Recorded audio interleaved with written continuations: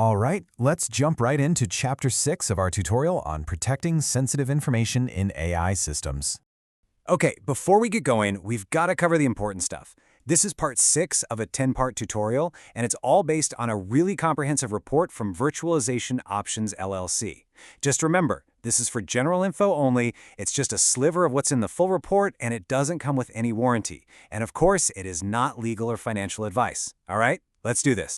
So, let's kick things off with a question that honestly gets right to the core of the problem we're talking about today. Think about it. In a regular old database, you can delete a record, right? Poof, it's gone. Simple. But how in the world do you make an AI forget something it's already learned? That's a whole different ballgame. And that very question leads us perfectly into our first big topic.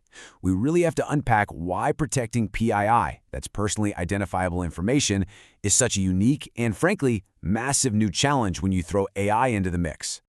Okay, check this out, because it's all about the contrast.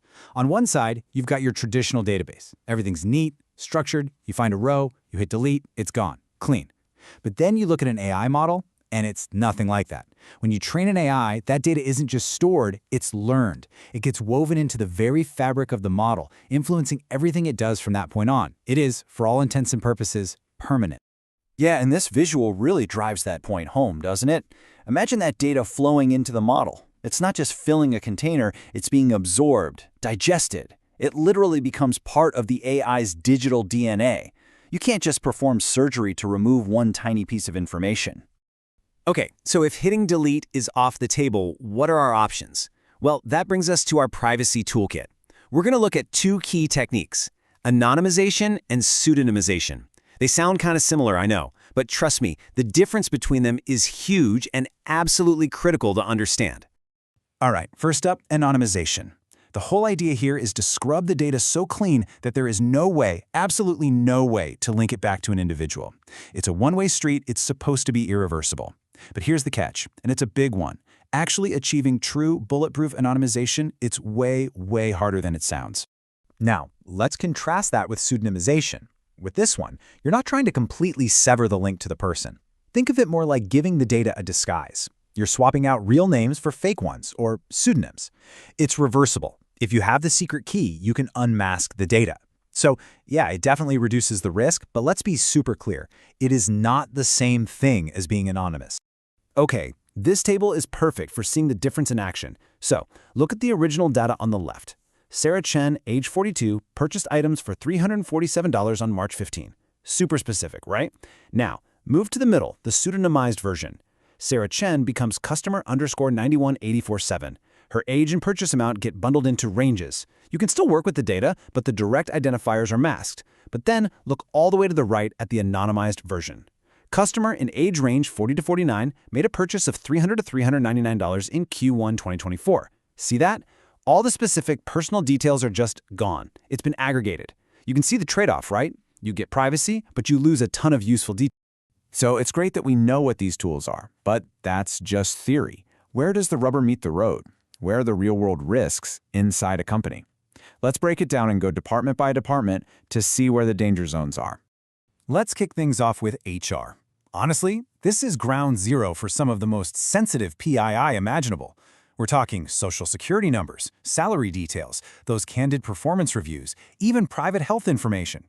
Now think about the AI tools they're using for things like screening resumes or analyzing employee performance.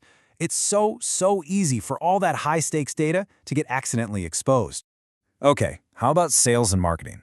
The PII here is your customer lists, your sales prospects, all that behavioral data. And it's often a simple, innocent mistake. A salesperson, just trying to be efficient, might prompt an AI with something like, hey, draft a great follow-up email for this list of contacts from our CRM. And boom. Just like that, your entire customer list has been handed over to a third-party AI. And customer support, we've all been there. You talk into a chatbot, right? You give it your account number, maybe your home address. You describe your problem in detail. You're assuming it's a secure conversation. But what you might not realize is that the entire chat log often gets fed right back into an AI to be summarized or analyzed. Every single one of those sensitive details you shared could now be part of that AI's permanent memory.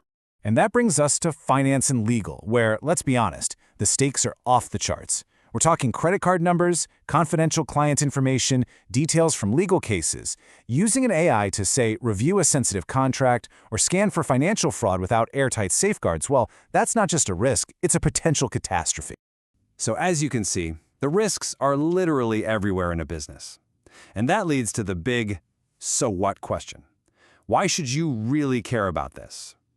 Let's talk about what happens when things go wrong, because the consequences are very, very real.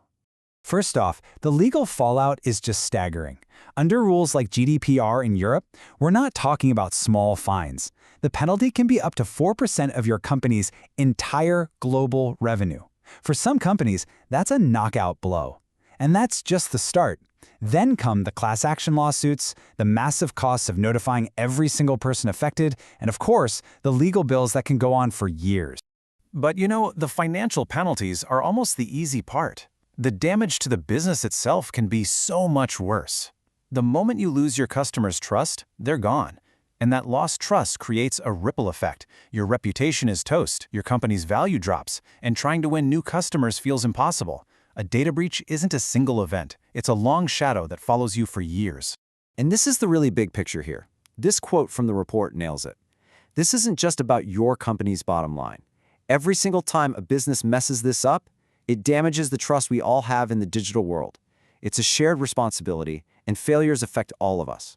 So, that's what I want to leave you with. We've talked about how difficult true anonymization really is. So, I want you to ask yourself, seriously, think about your own organization. Is the data you're using with AI truly anonymous? Or is it just wearing a disguise, just waiting for someone with the right key or another data set to link it all back together? It's a crucial question to answer. Thanks for joining me.